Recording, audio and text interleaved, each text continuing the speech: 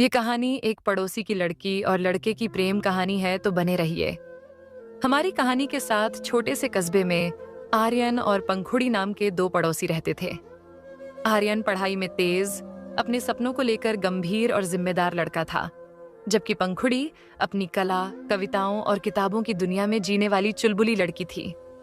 हालांकि उनके घर एक दूसरे के सामने थे, लेकिन उनके परिवारों के बीच पुरानी रंजिश के कारण कभी कोई बातचीत नहीं होती थी। एक दिन कस्बे में तेज बारिश हुई और बिजली चली गई। अंधेरे में पंखुड़ी अपनी छत पर किताब पढ़ने गई, जबकि आर्यन अपनी छत पर लैपटॉप पर काम कर रहा था। बारिश के बीच दोनों की निगाहें पहली बार मिलीं। पंखुड़ी ने हल्की मुस्कान दी और आर्यन ने सिर हिलाकर उसका जवाब दिया। यह छोटी सी मुलाकात एक ऐसी शुरुआत थी जिसका उन्हें अंदाजा भी नहीं था। अगले दिन पंखुड़ी की किताब गलती से हवा के झोंके से आर्यन के आंगन में गिर गई। जब वह किताब लेने आई तो आर्यन ने मुस्कुराते हुए कहा, तुम्हारे नोट्स बहुत अच्छे हैं। क्या तुम कविताएं लिखती हो? पंखुड़ी थोड़ा सकपकाई, लेकिन उसने धीरे से जवाब दिया, हाँ, थोड़ा बहुत। यहीं से उनकी बातचीत की शुरुआत हुई। दोस्ती से प्यार की ओर अब आर्यन और पंखुड़ी हर दिन मिलने लगे, कभी कभी छत पर तो कभी गली के किनारे। पंखुड़ी अपनी कविताएं सुनाती और आर्यन उन्हें डिजिटल रूप में टाइप करके उसकी मदद करता। धीरे धीरे उनकी दोस्ती गहरी हो गई। आर्यन, जो अब तक अपने लक्ष्य और पढ़ाई में व्यस्त रहता था, अब पंखुड़ी की कविताओं के माध्यम से एक नई दुनिया देखने लगा। पंखुड़ी भी आर्यन की समझदारी और उसके सादगी भरे स्वभाव से प्रभावित हो गई। लेकिन दोनों को इस बात का डर हमेशा रहता कि अगर उनके परिवारों को उनके रिश्ते का पता चला तो क्या होगा। एक दिन पंखुड़ी ने आर्यन से कहा कि वह उसे कुछ बहुत जरूरी बात बताना चाहती है। उसने आर्यन को कस्बे के पुराने किले में मिलने बुलाया। जब आर्यन वहां पहुंचा तो पंखुड़ी गायब थी। आर्यन ने उसे ढूंढना शुरू किया और तभी उसे किले के एक कोने में एक पुरानी चिट्ठी पड़ी मिली।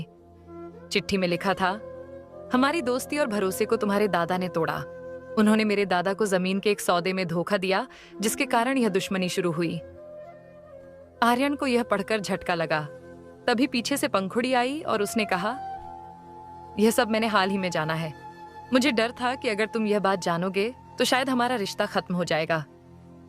आर्यन ने थोड़ी देर सोचा और फिर कहा, यह सब पुरानी बातें हैं। अगर हमारे रिश्ते में सच्चाई और ईमानदारी है तो हमें इस दुश्मनी को खत्म करना होगा। परिवारों के बीच टकराव, हालांकि किस्मत ने उन्हें एक नई चुनौती दी।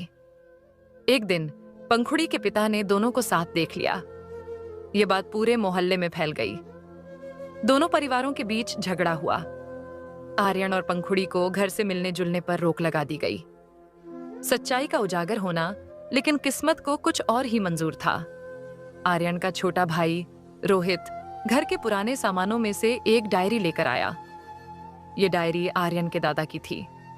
डायरी में दर्ज था कि जमीन के सौदे में असली दोषी एक तीसरा व्यक्ति था, जिसने दोनों परिवारों को आपस में लड़वाया था। यह पढ़कर दोनों परिवारों को अपनी गलती का एहसास हुआ। दोनों परिवारों ने अपनी दुश्मनी खत्म कर दी और आर्यन और पंखुड़ी के रिश्ते को मंजूरी दे दी। अब उनकी प्रेम कहानी सिर्फ उनके लिए नहीं, बल्कि पूरे मोहल्ले के लिए मिसाल बन गई। पंखुड़ी की कविताएं और आर्यन का साथ उनकी कहानी को खास बना देता था।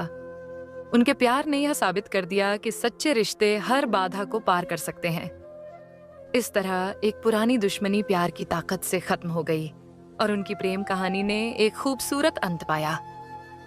अगर आप यही मजेदार कहानी सुनना चाहते हैं तो हमारे चैनल को सब्सक्राइब कर लें। धन्यवाद।